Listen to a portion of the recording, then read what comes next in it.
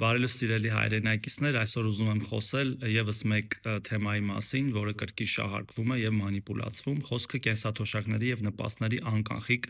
եղանակով ստացման մասին է։ Որոշ շրջանակներ տարածում են, որ հունվարի 1-ից սկսած այլևս հնարավոր չի լինելու կանխիկացնել նպաստները եւ կենսաթոշակները բանկային քարտերից, ինչը կրկնում եմ լկտի սուտ է։ Այո, հնարավոր է դա անել, բայց մենք դա չենք խրախուսում, որովհետև անկանխիկ եղանակով առևտուր անելու դեպքում դուք կարող եք ստանալ հետվճար, ըստ էության բարձրացնելով ձեր կենսաթոշակները եւ նպաստները 20%-ի չափով, բայց ոչ ավել քան 10,000 դրամը եւ հետեւաբար անկանխիկ եղանակով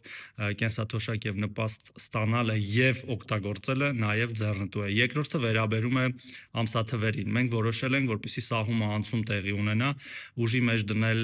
այդ ամբողջական կարգավորումը ոչ թե հունվարի 1-ից, այլ ապրիլի 1-ից, բայց միևնույն ժամանակ արդեն իսկ 600,000 մեր քաղաքացիներ ստանում են իրենց նպաստները եւ կենսաթոշակները անկանխիկ եղանակով եւ ես կոչ եմ անում մեր մնացած մոտ 58,000 քաղաքացիներին դա նույնպես անել ինքնուրույն առանց սպասելու ապրիլի 1-ին, որովհետեւ նորից եմ կրկնում, դա ձեռնտու է։